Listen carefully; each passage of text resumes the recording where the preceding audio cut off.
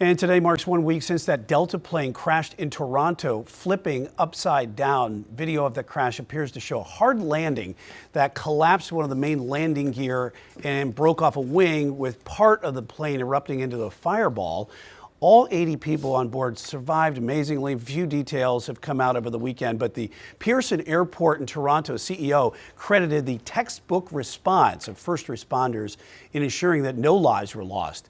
And new today, the first lawsuits have now been filed from the passengers on board that flight. And joining me now to talk about it a little bit more, Chief Legal Analyst Khalif Rhodes. And Khalif, these are likely the first of many lawsuits going forward over this crash that happened 1 week ago. 100%. I mean, this is expected. When this first happened, I said that while it's unfortunate, and fortunately no one died in this accident, for sure the lawsuits were expected. The plane was upside down. Let's look at a couple of them. The one said, I was hanging upside down and it caused severe emotional distress and mental anguish because he was drenched with jet fuel. The other person, a Minneapolis woman, said, I was on a flight. She alleged extreme bodily and mental injuries. The lawsuit alleged that the flight crew failed to observe the most fundamental procedures for a landing approach into an airport. So you see both sides kind of jockeying for a position of saying who did what and why. And as you mentioned in the intro, the airport saying the lives were not lost because they responded in a manner that was above and beyond. So everyone's making statements, just little hints here at what any future argument would be. Yeah, and you certainly can understand that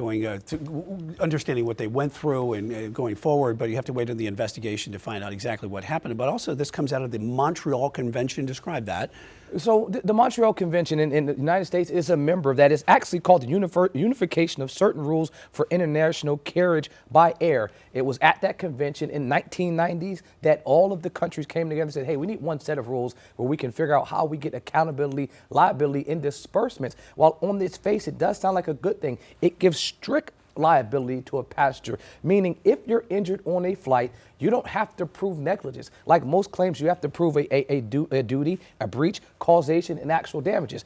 Here, you just have to have an actual injury, and there had to be an accident. What they even list what an accident has to be. The injury must have been caused by an unexpected or an unusual event. When we saw the lead in there, the plane was upside down. I think it's pretty cut and dry that any of these claims will be able to fall under the Montreal Act, and for sure, not Montreal Convention Act, for sure, these individuals will be able to get the maximum of $200,000.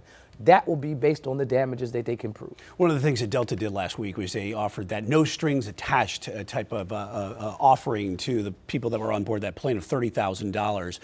What do you make of this going forward? That $2.3 million helps. It helps to show that, look, we're showing a showing of good faith. We're showing that to let folks know that, look, we're recognizing that something did not go as it was expected. And out of a showing of good faith, they've done this before in a number of times with airline crashes where they as in the airlines have made a show of good faith to let people know that we'll take the blame and make you feel comfortable in this situation, but by no means this limits or diminishes your abilities to collect later under this Montreal Convention. So this doesn't deduct from that amount, and even after that, if a person is able to show that the airline is negligent, they can collect the $30,000, they can collect the $200,000 under Montreal, and they can go forward with a claim that shows negligence. So this doesn't hurt any ability to collect or compensate a person that was hurt. And we can expect more of these lawsuits going forward. At least 80 of them. At least 80 of them. As also the Transportation Board of Canada is also investigating, along with the assist from the NTSB. All right, Chief Legal Analyst Khalif Rhodes.